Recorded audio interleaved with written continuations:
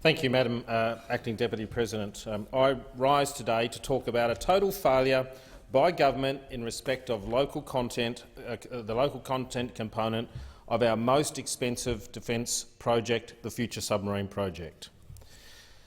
I have established through questions on notice that the local content for the Future Submarine is currently running at around about 30%. Now, I've given Defence an opportunity to rebut that number.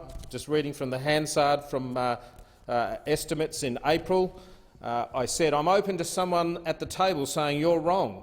I'm saying that these are rough. I expect that it might be 35%, it might be 25%. But the reasonable assumption to make is that Naval Group will do most of the design work in France. I invite the officials to rebut that on notice and say, no, Senator, you're wrong, it's a better number or it's a worse number. They haven't done that. We're running at 30%. Now, that's a long way from the 90% indicated by the CEO of Naval Group at the time of the competition, where Mr Sean Costello said in a media release, October 2015, under a hybrid bill, the percentage of total local content would be 70%, and for an onshore build, over 90%. So that's what DCNS said at the time. Then, of course, Mr Pyne, then Defence Industry Minister, during the election campaign on Q&A, he stated, DCNS has admitted that probably less than 10% of the work will be done outside of Australia. So it was the basis of the government in their decision-making process to select Naval Group. Then in April 2017, there was a walk back. Mr Pyne walked it back down to 60%, saying, I have always said from the very beginning of the project I have secured it for South Australia that a local build meant around 60% of the project. So we just lost 30% just like that. And he reiterated that back in December 2018, where he stated, this will be a local build. A local build is defined as being around 60% plus. He said that's what we've achieved on the Collins class. Now, the government's new position is that we're not specifying a figure. We're just going to maximum local content, whatever that means. But what we do know is right now it is 30%, an atrocious 30%.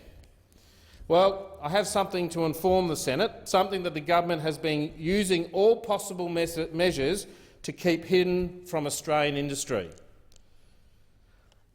Now, as a private citizen, as Mr Rex Patrick, I have been FOIing Defence. And it's as important to what I'm going to say later. FOI is a separate process to Senate processes. I'm treated no differently as a senator as I am Mr Smith from anywhere around this country. It's a right that Australians are afforded under law to seek information under FOI.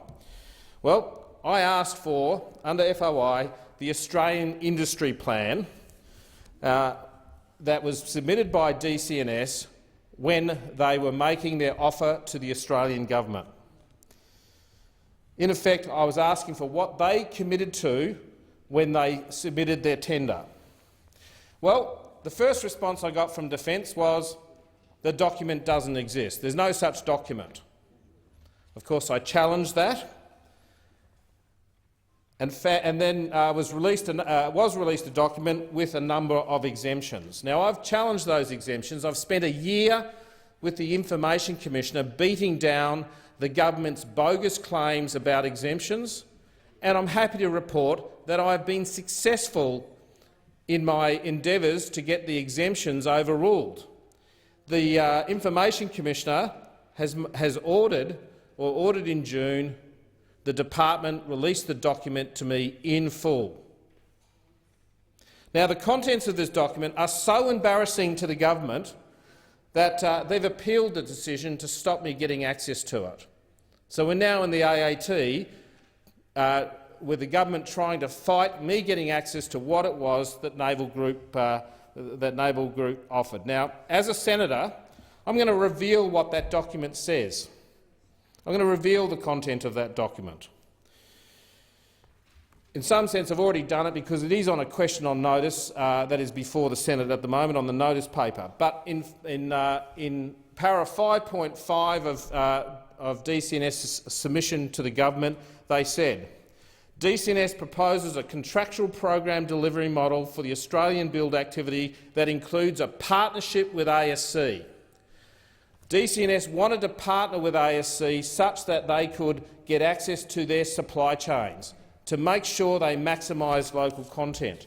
The document goes on further to say, at para 5.6 of the industry plan, that, and I quote, "The supply chain formed for critical and main equipment will ship to the selected integration facilities associated with the build option. This method creates the optimum solution between maximising of Australian industry involvement and the cost and risk of the build." Now, here's the important part. Naval Group made an assumption for the rough order magnitude offer process. 50% of secondary equipment will be purchased from the Australian market, and 100% of standard equipment and services will be supplied where the shipyard activity occurs, building on the existing Collins-class submarine supply chain. And yet, at estimates, I've asked Defence, what have you contracted? And they haven't contracted anything. I asked the Secretary, why haven't you? And he's put up his hands and said, that's a question for government. So I've asked the Foreign Minister on a question on notice, were you ever made aware of these 50% and 100% targets when you were the Defence Minister? Because she has been in this place telling us the maximum content line that the government chooses to adopt now. And I've said, if so, how were these targets factored into the answers you provided to the Senate in the 45th Parliament in respect of questions relating to the Future Submarine local content? Well, I can tell you the minister's now answered this. She's now provided a sadly bureaucratically drafted answer which reads as follows. The information to which Senator Patrick refers was the subject of a Freedom of Information request to the Department. The request is currently subject to considerations by the Administrative Appeals Tribunal. As such, it would not be appropriate for me to comment. Now, what a disgrace. We need to separate out what Mr Rex Patrick asked for under FOI and is entitled to go through a process, and the government's entitled to appeal, and what Senator Rex Patrick does in this chamber under the Westminster system of government, where I have absolutely the right on behalf of my constituents to ask a minister a question, to lay it out and get an answer, not to have the minister hide behind a bureaucratic process that fails to recognise the separation between what a minister is responsible to in respect of a senator and what a department might be responsible in relation to Mr Rex Patrick. It's a disgraceful answer. It's there. You're trying to hide the fact that you've mucked this up, and Australian industry will suffer because of it. Now, people in this place know that I don't lie down easily on these sorts of things. I am entitled to an answer to this question, and I will use various methods over the coming months to make sure the government is held to account in respect of this and to make sure I get the right answers. This is a total disgrace by the Morrison government. It's a sellout of Australian industry. We have a situation where an offer is made under tender and the government presumably assesses that offer, and we now need to understand that after DCNS, or now Naval Group, were nominated as the preferred tenderer and they worked towards contractual negotiations, who walked away? Was it Naval Group that walked away from this 50% secondary equipment commitment and this 100% standard equipment commitment? Or was it Defence that simply decided not to contract it in? It was in Naval Group's offer.